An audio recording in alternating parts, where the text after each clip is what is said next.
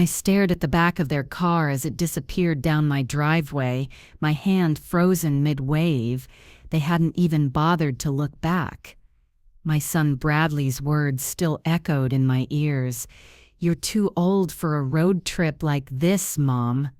Just watch the house while we're gone." My daughter-in-law, Natalie, had nodded along, avoiding my eyes while my grandchildren, Lily and Noah, shuffled their feet awkwardly on my porch. At 72, I wasn't ancient, I wasn't feeble, but to them I was just old Grandma Evelyn who made cookies and kept photo albums, someone to be visited on holidays, then forgot, someone who was good enough to water their plants and collect their mail, but not good enough to join their Christmas vacation.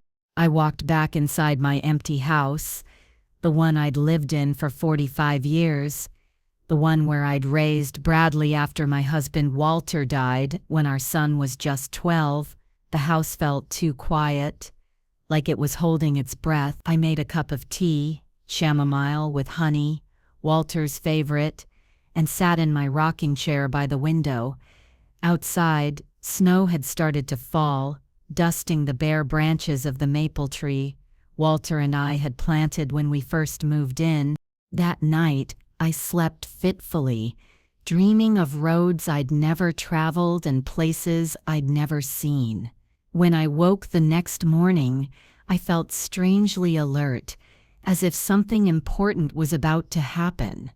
I pulled on my robe and shuffled to the front door to get the newspaper. When I opened the door, I noticed an envelope poking out of my mailbox. Strange. The mail usually didn't come until afternoon. I reached for it, confused. The envelope was thick, high-quality paper with the elegant logo of Journeybound Travel Agency embossed in the corner. It was addressed to Bradley, not me. I turned it over in my hands, wondering why it had been delivered to my address. Back inside, I placed it on the kitchen table while I made coffee. My eyes kept drifting to it as I stirred cream into my mug. Finally, curiosity got the better of me. The envelope wasn't sealed, just tucked closed. I slid my finger under the flap and pulled out what was inside. 4 airline tickets to Aspen, Colorado. Departure in 3 days. Bradley's name. Natalie's name. Lily and Noah's names. My name was nowhere. My hands trembled slightly as I laid the tickets on the table. So this was their Christmas vacation. Ski trip to Aspen. A trip they hadn't even mentioned to me, let alone invited me on. A trip they'd actively hidden from me while asking me to watch their empty house. I sat there for a long time, coffee growing cold, staring at those tickets. Something hard and unfamiliar settled in my chest. It wasn't just hurt. It was a clarity I hadn't felt in years. All the times I'd been excluded, forgotten, treated as an afterthought, they crystallized in that moment into a single, undeniable truth. I had become invisible to my own family. My fingers reached for the phone before my mind had fully decided what to do. I dialed the number punter on the travel agency envelope. "Journeybound Travel, how may I help you?" A young woman's cheerful voice answered. "I'd like to cancel some tickets, please." My voice sounded calm, steadier than I expected. "May I have your confirmation number?" I read it from the tickets. "And may I ask the reason for cancellation, ma'am?" "No," I said simply, "just cancel them." A pause. Of course." "All 4 tickets?" "Yes, all 4." Another pause. "It's done, Mrs. Mitchell. The refund will be processed to the original payment method in 3 to 5 business days." "Thank you." I hung up. I sat very still after that, hands folded in my lap, looking around my living room. Photos of Walter still hung on the wall, his kind eyes crinkling at the corners, He'd been gone for 20 years now. If he were here, he wouldn't have let me become so small, so forgotten. I'd been many things in this house: a wife, a widow, a mother, a grandmother. I'd hosted Thanksgiving dinners and birthday parties. I'd nursed Bradley through chicken pox and heartbreaks. I'd taught Lily to bake and helped Noah with his science projects. But somewhere along the way, I'd stopped being Evelyn. I'd become just Grandma, a role, not a person, a convenience, not a presence. I stood up and walked to my bedroom closet. In the back, behind winter coats and summer dresses, was a small box. I pulled it out and opened it. My passport stared back at me, unused since Walter and I had gone to Canada 15 years ago. It was still valid. Next, I checked my bank account. I had just over $18,000 in savings, no debts, no mortgage. My pension came in regularly. No one depended on me financially. Not anymore. I opened my laptop, the one Bradley had given me last Christmas, saying it was simpler for seniors, and navigated to an airline website. My fingers hovered over the keyboard. Where did I want to go? Somewhere warm. Somewhere I'd always wanted to see but had never made the time for. New Orleans. I'd always loved jazz. Walter and I had talked about going someday, but then he got sick, and someday never came. I searched for flights. One left tomorrow morning, one seat, window. I booked it without hesitation. Next, I found a small hotel in the French Quarter, charming and historic according to the reviews. I booked 5 nights. Finally, I called my neighbor Dorothy. Dorothy, it's Evelyn. I wonder if you might do me a favor. I'm going on a trip, and I need someone to collect my mail and water my plants. A trip? Dorothy sounded surprised. Where to? New Orleans, I said, and saying it aloud made it real. I leave tomorrow. That's wonderful. Of course I'll help. Good for you, Evelyn.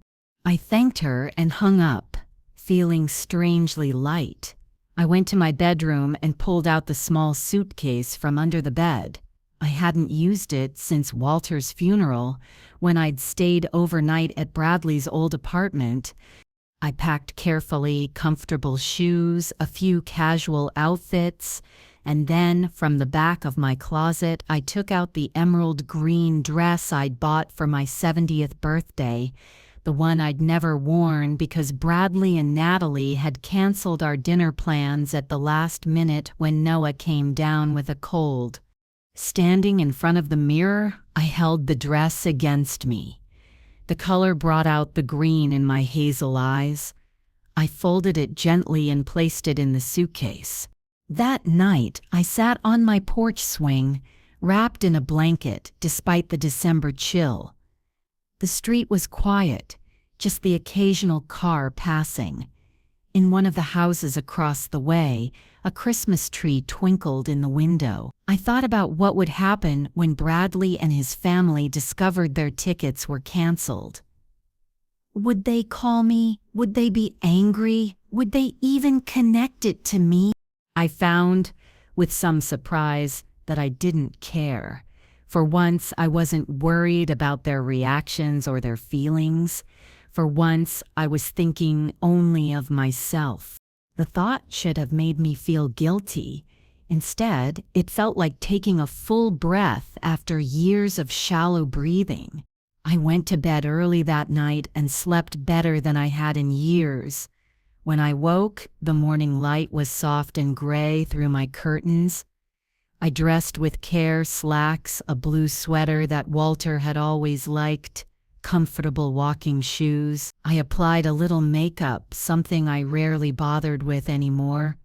Just a touch of foundation, a sweep of blush, mascara.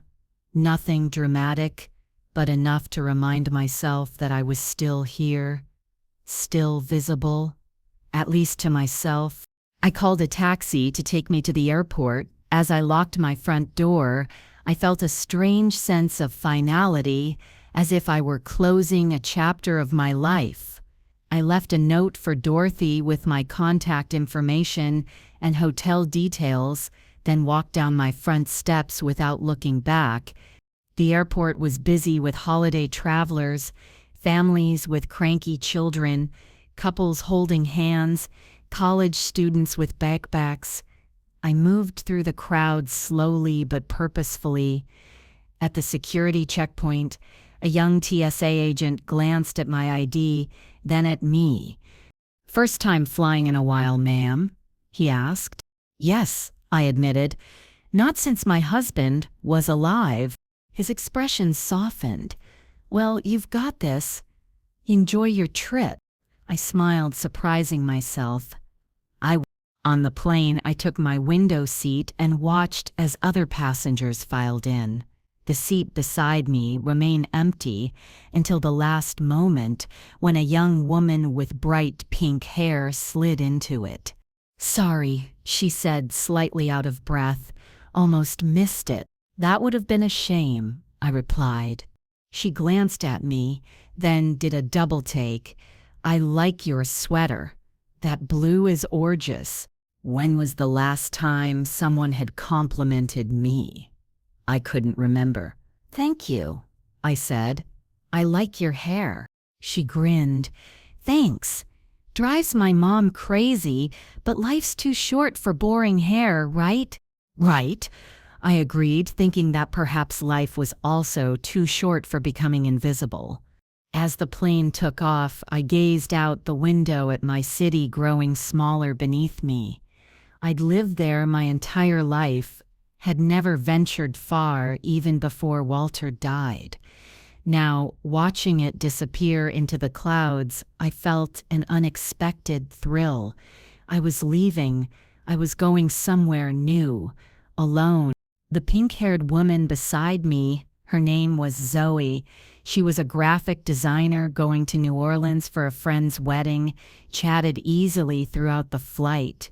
She showed me pictures on her phone, recommended restaurants in the French Quarter, even wrote down the name of a jazz club I should visit. "You're going by yourself?" she asked, at one point. "That's brave." Was it? I hadn't thought of it as bravery, but as I considered it, perhaps there was something brave about stepping out of the role I'd been assigned and claiming something for myself. "I suppose it is," I said. When we landed, Zoe helped me find the taxi stand and gave me a quick hug before rushing off to meet her friends.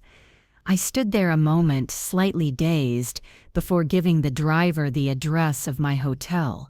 New Orleans enveloped me immediately. The humid air, the sounds of distant music, the colorful buildings. My hotel was a pale yellow colonial-style building with black shutters and a small courtyard. The lobby had worn but polished wooden floors and ceiling fans that turned lazily overhead.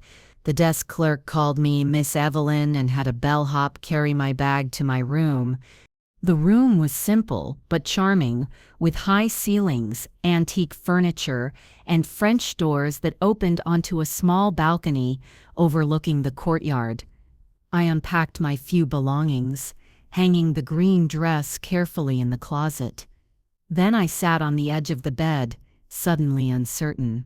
What now? I was here, alone in a strange city. What was I supposed to do?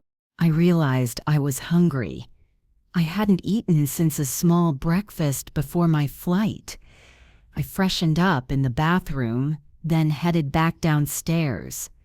The desk clerk, Thomas, according to his nameplate, looked up as I approached. "Miss Evelyn, how can I help you?" "Looking for somewhere to eat dinner? Somewhere not too fancy, but with good food? Perhaps where I might hear some music?" Thomas smiled. "I know just the place. About 3 blocks from here. Good food, live jazz starting at 8. I can call you a taxi if you'd prefer not to walk." "I can walk," I said, more confidently than I felt. Just point me in the right direction. The streets of the French Quarter were alive with people, lights, and music. I walked slowly, taking it all in. Christmas decorations adorned the buildings, but they were different from what I was used to, more colorful, less traditional. Street performers played on corners. The air smelled of spices and cooking food. I found the restaurant Thomas had recommended without too much trouble. It was bustling but not overcrowded. The hostess led me to a small table near the stage where a trio, piano, bass, and trumpet was setting up. I ordered jambalaya and a glass of white wine, then sat back to watch the room. Families, couples, friends, groups of women laughing together, and a few people like me, dining alone. I didn't feel conspicuous or pitied. In fact, I felt strangely at peace. When the music started, I closed my eyes briefly, letting it wash over me. Walter and I used to dance in our living room to records. He wasn't a great dancer, but he was enthusiastic. The memory made me smile instead of ache. After dinner, I walked back to my hotel, moving more confidently now through the streets. The night air was mild, nothing like the bitter cold I'd left behind. Back in my room, I sat on the balcony for a while, listening to the sounds of the city. I thought about checking my phone for messages from Bradley, but instead I turned it off and placed it in the bedside drawer. Whatever was happening back home could wait. This time was for me. The next morning, I woke to sunshine streaming through the curtains. I dressed and went downstairs for breakfast in the hotel's small dining room. As I sipped my coffee and spread jam on a biscuit, I noticed a woman about my age sitting alone at a nearby table. She caught my eye and smiled. "Is this your first time in New Orleans?" she asked. "Is it that obvious?" I replied. She laughed. "You have that look of someone seeing everything with fresh eyes. It's refreshing. I'm Vivian, by the way." "Evelyn," I said. "And yes, it's my first time here." "Mine too," she admitted. "Though I've been here 3 days already, so I'm practically a local." There was something instantly likable about Vivian, a directness, a warmth. She wore her silver hair in a stylish bob and had bright, intelligent eyes behind purple-framed glasses. "Are you traveling alone?" I asked. "Yes. My husband passed 5 years ago, and I decided it was time to see some of the places we'd always talked about visiting." She sipped her coffee. "What about you? Alone?" "Yes," I said, not offering more. Vivian nodded, not pressing. "Well, I'm planning to take one of those walking tours of the Garden District today. Care to join me? It's always nice to have company." I hesitated only briefly. "I'd like that." We met in the lobby an hour later. Vivian wore comfortable walking shoes and carried a small backpack. "Water, snacks, and sunscreen," she explained. "I was a Girl Scout leader for 20 years, always prepared." The tour was fascinating. Beautiful old mansions, lush gardens, and a guide who shared historical anecdotes and ghost stories with equal enthusiasm. Vivian and I fell into an easy rhythm, walking side by side, occasionally commenting on something that caught our eye. "Do you have family?" she asked during a break in the tour. "A son, daughter-in-law, 2 grandchildren." I kept my voice neutral. "Do they know you're here?" I looked at her, surprised by the directness of the question. Vivian didn't look shocked or judgmental. She just nodded. Sometimes we need to do things just for ourselves, without explanations or permission. "Exactly," I said, feeling understood in a way I hadn't in a long time. After the tour, we had lunch at a small cafe, sharing stories of our lives. Vivian had been a librarian before retiring. She had 3 children, all living in different states, and 7 grandchildren. "They're wonderful," she said, "but they have their own lives. I can't expect to be at the center of them." Took me a while to learn that. "My family," I began, then stopped, unsure how to continue. "They take you for granted," Vivian finished for me. I looked at her, startled. "Sorry," she said, not sounding very sorry. "I'm too blunt sometimes, but I recognize the signs. I've been there." Something loosened in my chest. They asked me to watch their house while they went on vacation. Then I found their tickets to a ski trip in Colorado. They hadn't even told me about it. "Ouch," Vivian said. "I canceled their tickets," I admitted, the words rushing out before I could stop them. "Then I booked this trip instead." I waited for her to look shocked or disapproving. Instead, she threw her head back and laughed. "Oh, Evelyn, good for you." Her approval warmed me more than I'd expected. I've never done anything like this before. I'm not sure what happened to me. "What happened is you finally got tired of being invisible," Vivian said. "It happens to a lot of us as we get older, especially women. We become background characters in our own lives until something finally wakes us up." We spent the rest of the day together, exploring shops and art galleries. Vivian bought a colorful scarf. I purchased a small watercolor painting of a jazz band. As evening approached, Vivian suggested we go to Frenchmen Street to hear more music. "I'm going to change first," I said. "Meet in the lobby in an hour?" Back in my room, I opened my suitcase and took out the green dress. I hadn't worn anything but casual clothes in years.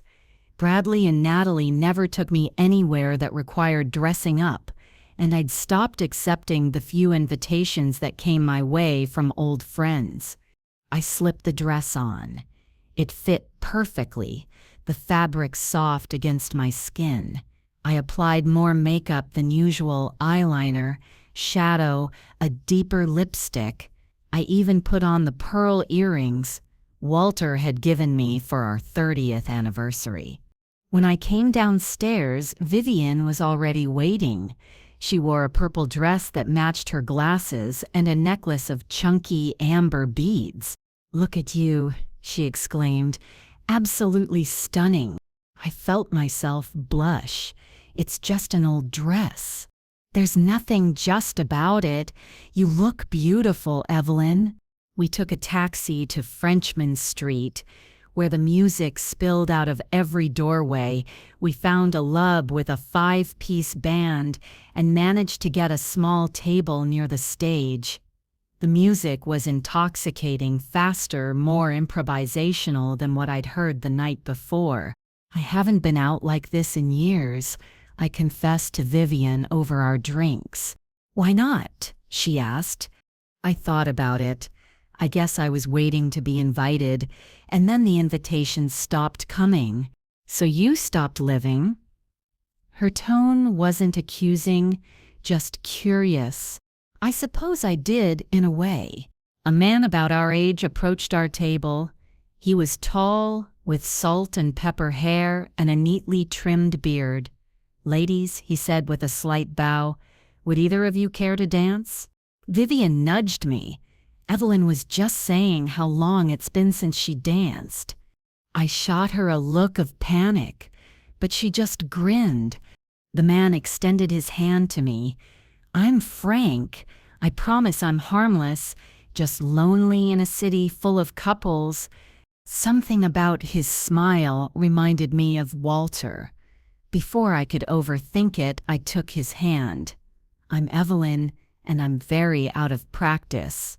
"That makes 2 of us," he said, leading me to the small dance floor. Frank was a good dancer, confident but not showy. He held me respectfully with just enough distance be proper. As we moved to the music, I felt years of stiffness and caution begin to melt away.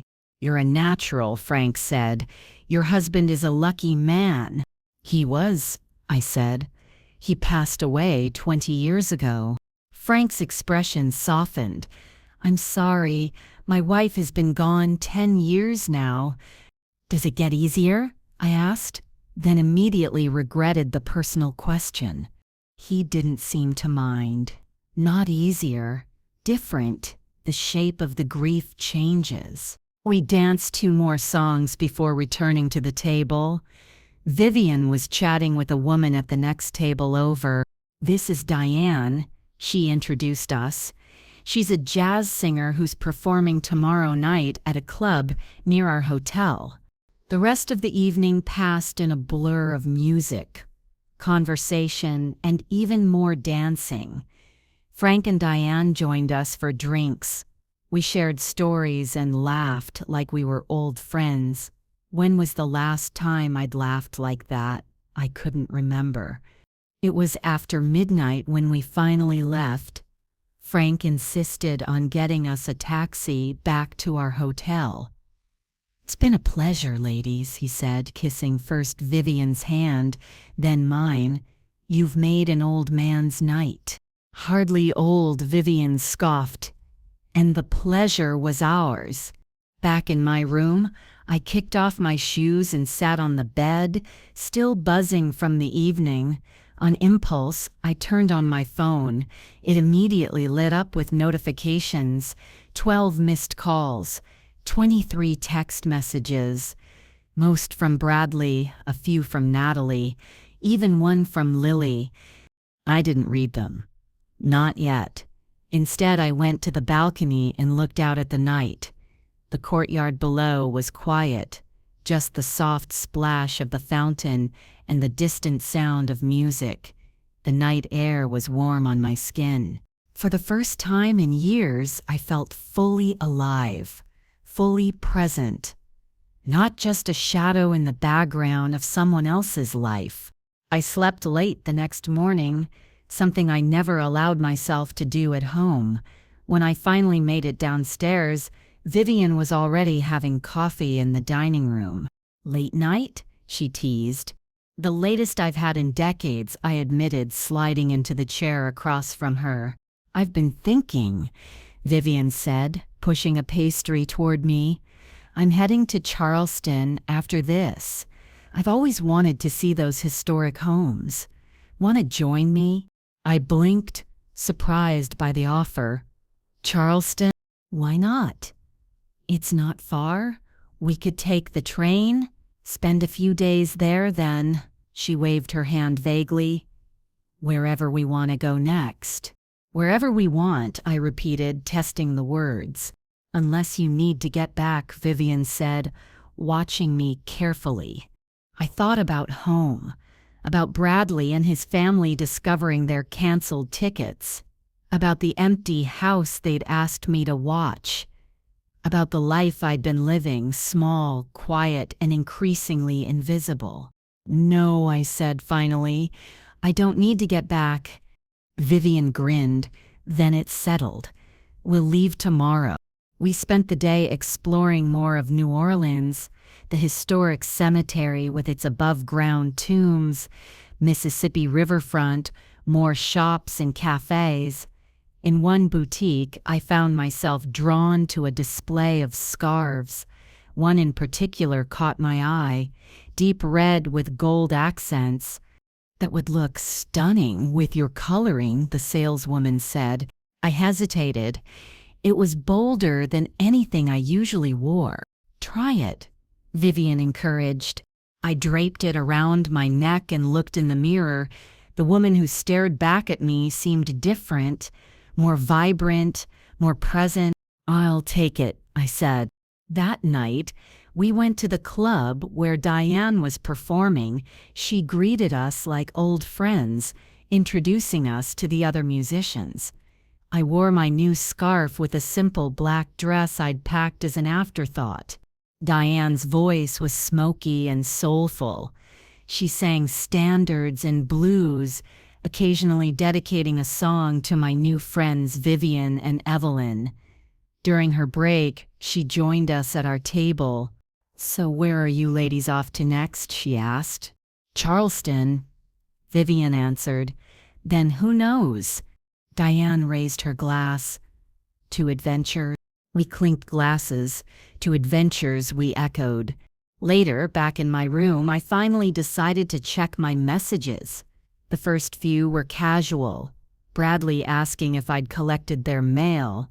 Natalie wondering if I could water her orchid twice a week instead of once. Then the tone changed. "Mom, we're at the airport and there's a problem with our tickets. Call me." "Mom, seriously? Where are you?" "The airline says our tickets were canceled. We can't reach the travel agency." "Mom, I'm getting worried. Please call me as soon as you get the..." "Grandma, are you okay? Dad's really freaking out." I set the phone down, my heart beating a little faster. I hadn't expected to feel guilty, but I didn't feel guilty enough to call them back. Not yet. Instead, I wrote a postcard, a colorful scene of the French Quarter, and addressed it to Lily. "Dear Lily," I wrote, "New Orleans is beautiful. The music is incredible. I'm having an adventure. Love, Grandma." I'd mail it tomorrow before we left for Charleston.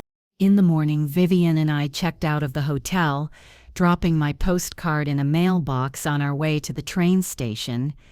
The journey to Charleston took most of the day, but it passed pleasantly as we watched the landscape change through the window, read books, and chatted. Charleston welcomed us with Southern charm, cobblestone streets, historic buildings, and the scent of magnolias even in December. Our hotel was a converted mansion in the historic district with high ceilings and period furniture. My room had a 4-poster bed and a view of a garden. "This feels like time travel," Vivian said as we explored the hotel. "In a good way?" "In the best way." We had dinner in the hotel's restaurant, then planned our next day's activities. A walking tour of the historic homes, a visit to the market, maybe a carriage ride. That night, alone in my room, I found myself thinking about Bradley. He would be frantic by now. Had they been able to book new tickets? Had they gone on their trip anyway? Or had it been ruined? For a moment, I felt a stab of remorse. Then I remembered how easily they had excluded me, how they hadn't even considered that I might want to join them, how they'd relegated me to house-sitting without a second thought. No, I wouldn't feel guilty. I wouldn't apologize for finally choosing myself. I checked my phone again. More missed calls, more texts, and now, voicemails. I hesitated, then played the most recent one. "Mom," Bradley's voice was tight with anger and worry. "We know you canceled our tickets. The travel agency told us. I don't understand what's going on. Are you trying to punish us? Where are you? Please, just call me back." I didn't call him back. Instead, I sent a short text to Lily. "I'm fine, just taking some time for myself. Love, Grandma." Then I turned off my phone and went to sleep. The next few days in Charleston were like a dream. Beautiful architecture, rich history, delicious food. Vivian and I took tours, shopped, and spent long evenings on the hotel's veranda with glasses of sweet tea or wine. We met other travelers and locals sharing stories and recommendations. One afternoon, while Vivian napped, I found a small bookstore and spent hours browsing. I bought a journal with a leather cover and began writing in it that evening, not just about our trip, but about my life, my feelings, my realizations. "I spent years making myself smaller," I wrote. "Quieter, less demanding, less present. I thought that's what they wanted, a grandmother who helped when needed and disappeared when not, but I disappeared too well, even from myself. On our fourth day in Charleston, Vivian suggested we move on. Savannah is just a couple of hours away, she said. Another beautiful city with its own unique character. So we went to Savannah, where the Spanish moss draped the trees like lace and the squares provided peaceful havens throughout the city. We stayed in another historic hotel, explored more shops and restaurants, took a ghost tour that made us clutch each other's arms and laugh like schoolgirls. I continued writing in my journal each night. Sometimes I would read passages to Vivian, who always listened attentively, often adding her own insights. "You know," she said one evening as we sat in a rooftop bar overlooking the city, "I was like you once, always putting everyone else first, always the caretaker, never the cared for." "What changed?" I asked. "My husband's death, initially. Suddenly, there was no one to take care of and no one to take care of me. My children were busy with their own lives. I was alone with myself for the first time in 40 years. She sipped her wine. It was terrifying. And then, liberating. I nodded, understanding exactly what she meant. "I started small," she continued. "A day trip here, a weekend there, then longer trips. Different countries. I made friends. I learned things. I remembered who I was before I was someone's wife, someone's mother, someone's grandmother." "And who was that?" I asked. She smiled. "Someone who loved adventure, who wasn't afraid to take up space, who had opinions and wasn't afraid to voice them." She looked at me over her glasses. "Who are you, Evelyn, underneath all the roles you've played?" I thought about it. "I'm not sure yet," I admitted, "but I'm starting to find out." We stayed in Savannah for 3 days before deciding to head to our final destination, St. Augustine, Florida. The oldest city in the United States seemed like a fitting end to our journey through history. The night before we left Savannah, I finally turned my phone back on. Among the now familiar barrage of missed calls and messages from Bradley and Natalie was a voicemail from Lily. I hesitated, then played it. "Grandma," she began, her voice soft, "I got your postcard. It's on my bulletin board now. Dad's still pretty upset, but I think I understand. Sort of. You've always been there for us, and we've never really been there for you. Not in the same way. I didn't realize it until now." She paused. "Anyway, I just wanted to say I hope you're having an amazing time. You deserve it. Call me sometime if you want. Just me, not Dad. Love you." Tears pricked my eyes, the first I'd shed since this journey began. I played the message again, absorbing the genuine care in my granddaughter's voice. She was seeing me, really seeing me. Perhaps for the first time. I texted her back, "Thank you, sweetheart. That means more than you know. I'm heading to St. Augustine tomorrow. I'll call you soon. Love you too." Then, after a moment's consideration, I sent a brief text to Bradley. "I'm safe. I'm well. I'm traveling. I'll be in touch when I'm ready." I turned off my phone again before he could reply. St. Augustine was charming Spanish colonial architecture, narrow streets, the imposing Castillo de San Marcos fort overlooking the bay. Our hotel was a converted Victorian house with a wraparound porch and rocking chairs. My room had a clawfoot tub and a view of the historic lighthouse. On our second day there, Vivian and I were having lunch at a cafe near the main square when she said, "I'm flying to Spain next week." I looked up from my salad, surprised. "Spain? Barcelona?" I've always wanted to see the Sagrada Familia. She watched me carefully. You could come. I blinked. To Spain? Why not? You have a passport, don't you? Yes, but I hesitated.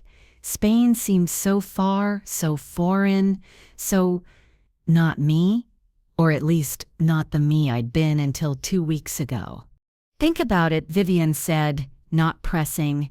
That afternoon, while Vivian visited a museum, I walked along the seawall by myself, watching boats in the harbor and feeling the salt breeze on my face. Spain. Could I really go to Spain? What would Walter think?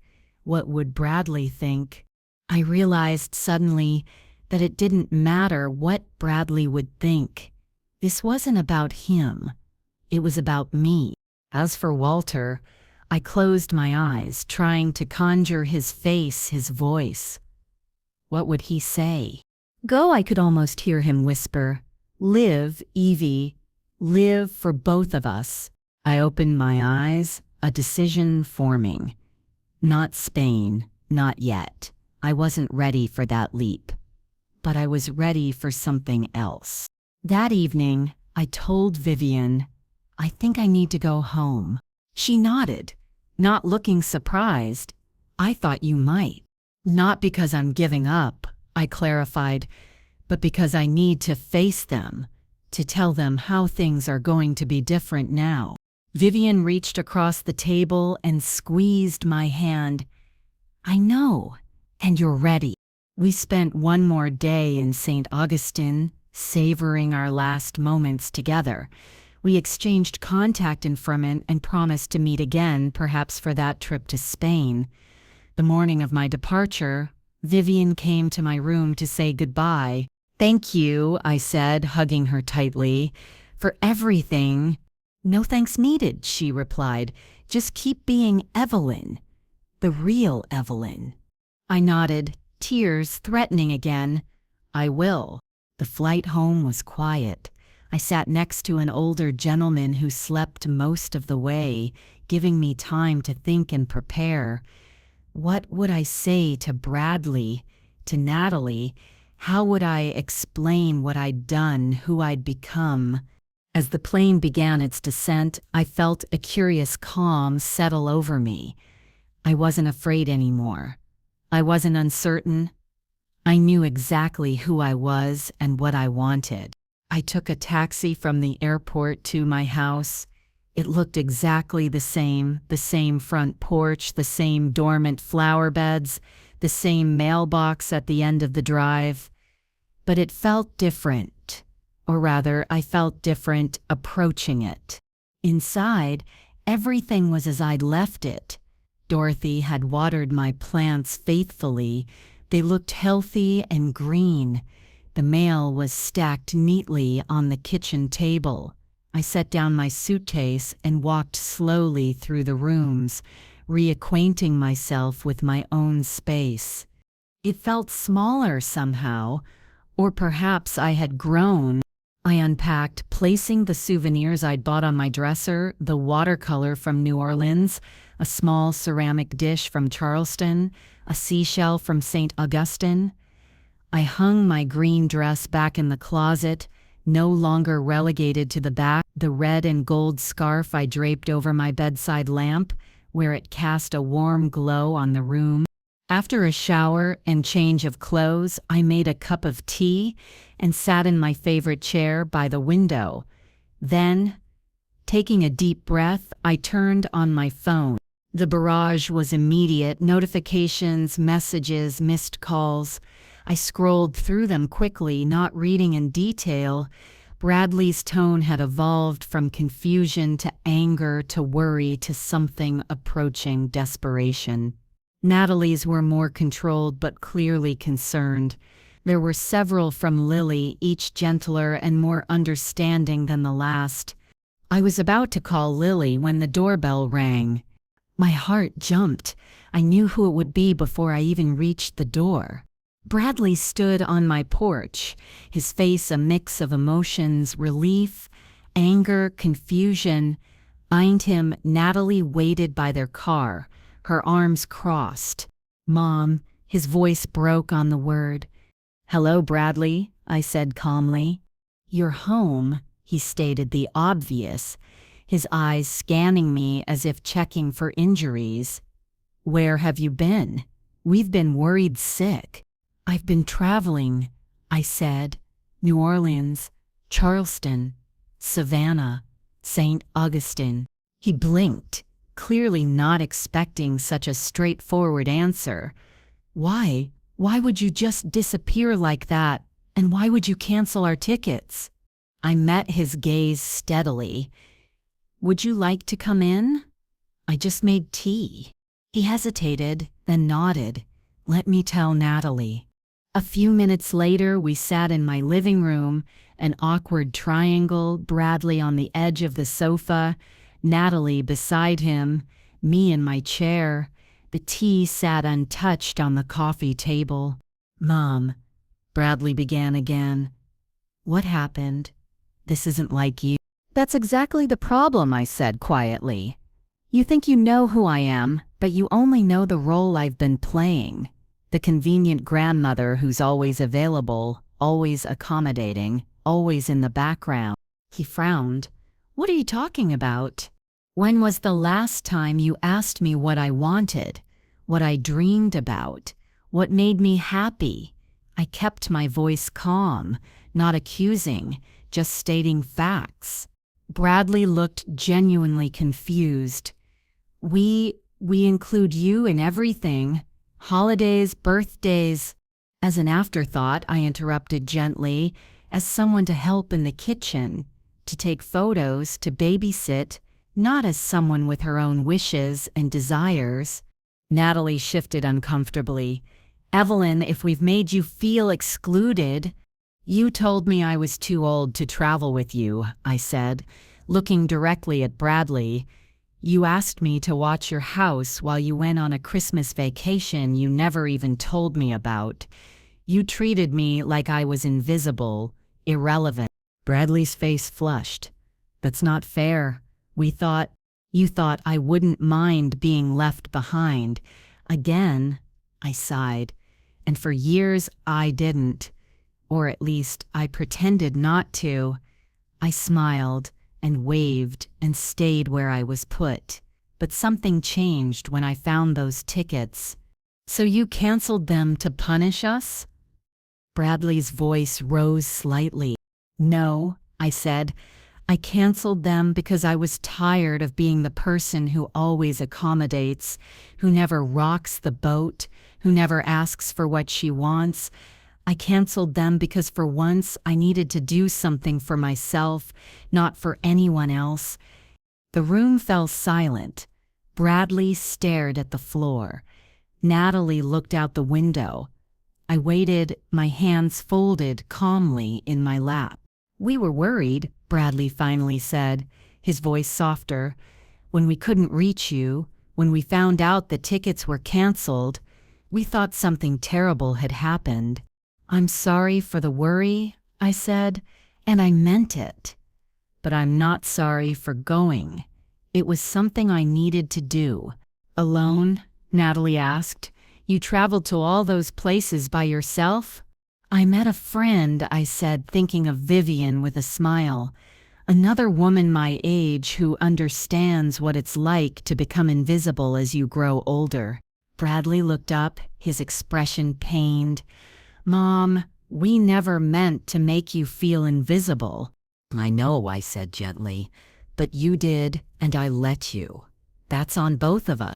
Another silence fell, longer this time, heavy with unsaid things. "Where do we go from here?" Bradley finally asked. "Forward," I said simply, but differently. "I'm not just Grandma anymore. I'm Evelyn.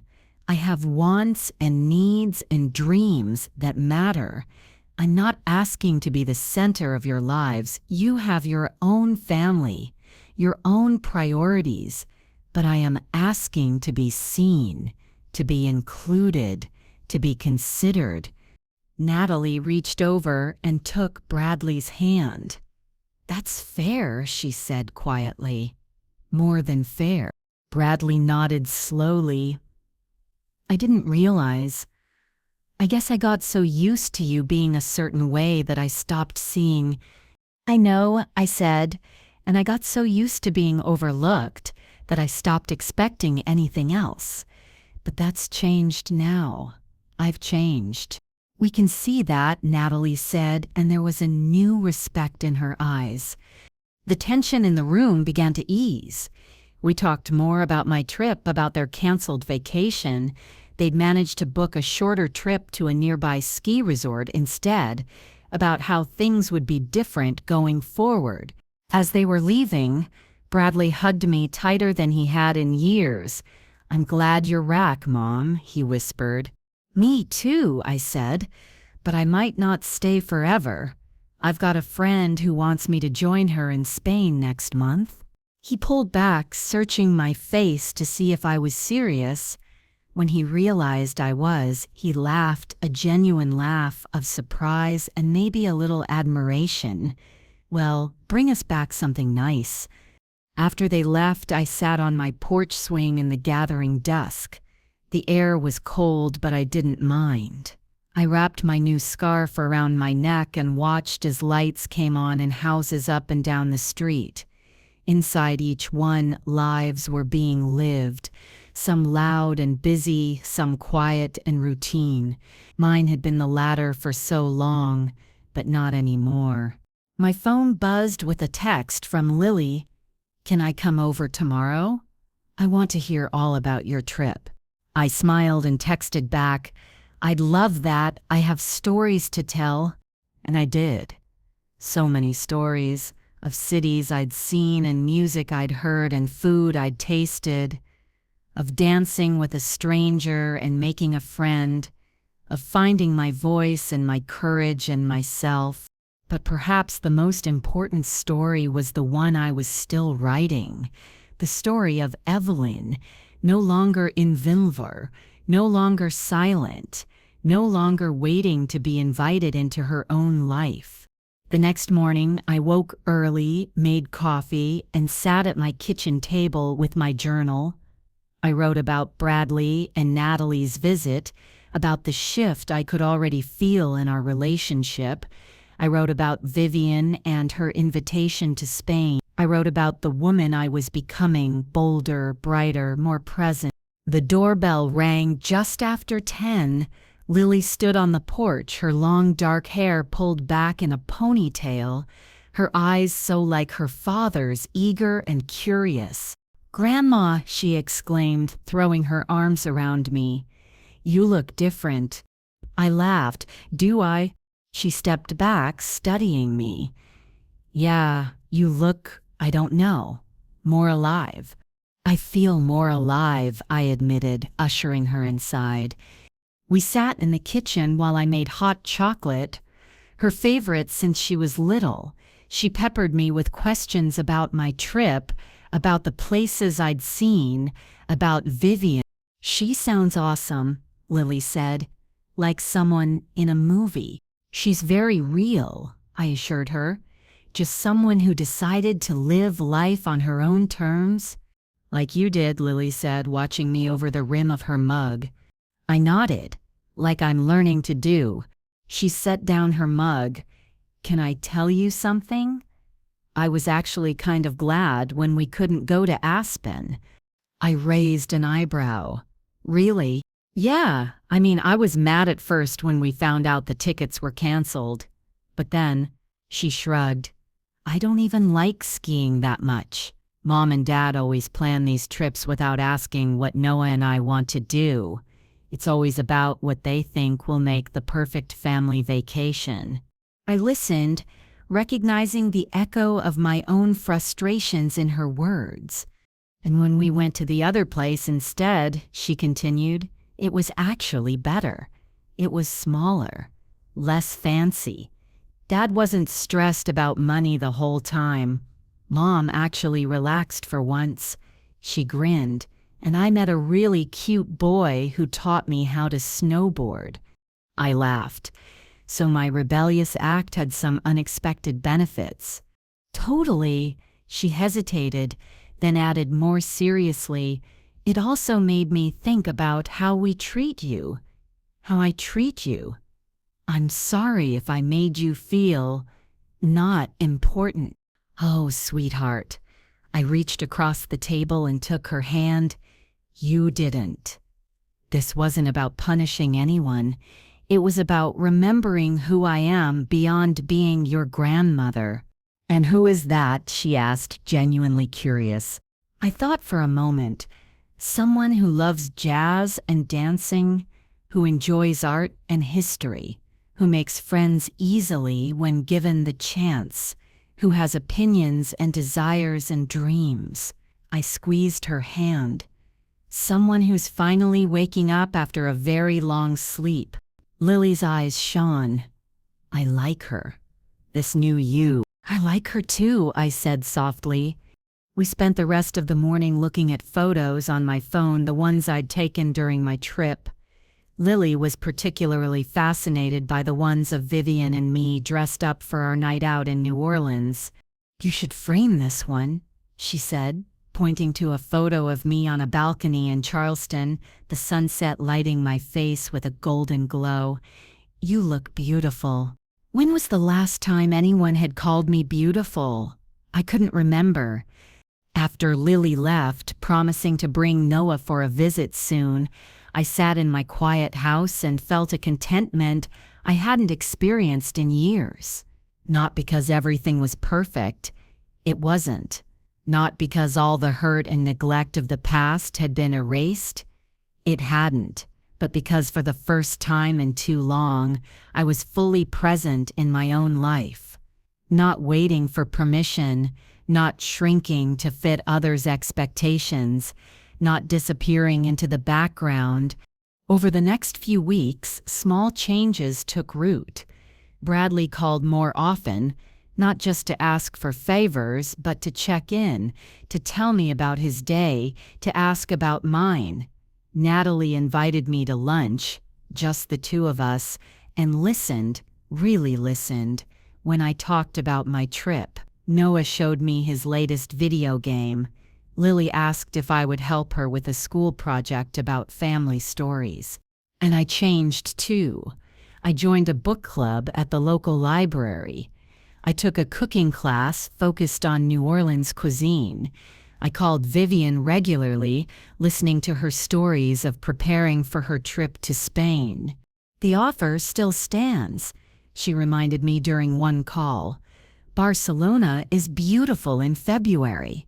I'm thinking about it, I said, and I was.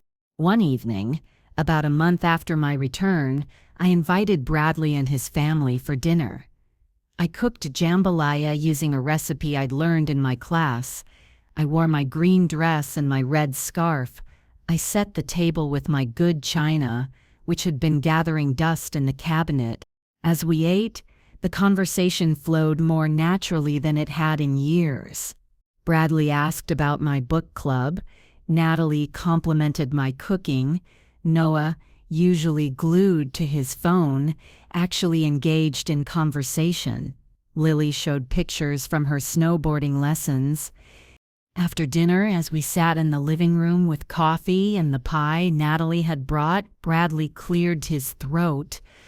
We've been talking, he said, glancing at Natalie, about spring break. We're thinking of renting a beach house on the Gulf Coast.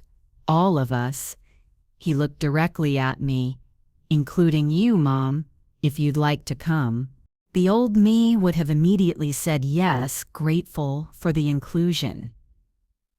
The new me took a moment to consider. That sounds lovely, I said finally. Thank you for including me in the planning this time. Bradley nodded, understanding the gentle reminder. Later, after they'd gone, I sat on my porch swing again, wrapped in a blanket against the winter chill. The stars were bright above, the street quiet below. I thought about the beach house, about Spain, about all the places I might go and the person I was becoming. I thought about Walter, about how proud he would be to see me stepping into my own light after so many years in the shadows. I thought about Vivian, bold and unapologetic in her joy. I thought about the tickets I'd canceled and the journey that cancellation had started. And I thought about the word that had become my touchstone, my guide, my truth. I was finally fully visible to my family, to the world, and most importantly, to myself. The next morning, I woke early, made coffee, and sat at my kitchen table with my laptop. I booked a flight to Barcelona for the following month. Then I called Vivian. "I'm coming," I said when she answered, "to Spain." Her delight warmed me through the phone. "I knew you would," she said. "The real Evelyn wouldn't miss it." No, I thought as I hung up. The real Evelyn wouldn't miss it for the world. When I told Bradley about my plans for Spain, he was surprised but supportive. "Wow, Mom," he said, "you're really doing this, aren't you? This whole new life thing." "I am," I confirmed. "It's not too late to start again." He nodded thoughtfully. "I guess it never is."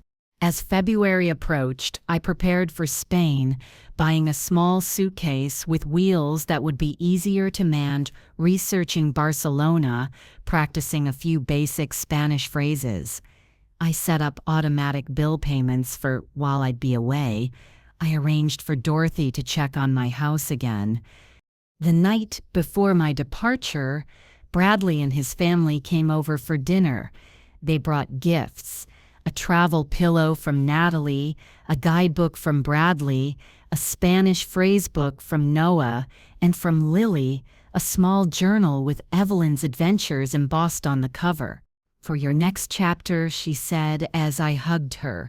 The next morning, Bradley drove me to the airport. As we pulled up to the departure area, he turned to me. "Mom," he began, then hesitated. "I just want you to know I'm proud of you." I blinked back sudden tears. "Thank you, sweetheart. And I'm sorry," he continued, "for all the times I didn't see you, really see you." I leaned over and kissed his cheek. "We're both learning," I said. "That's what matters."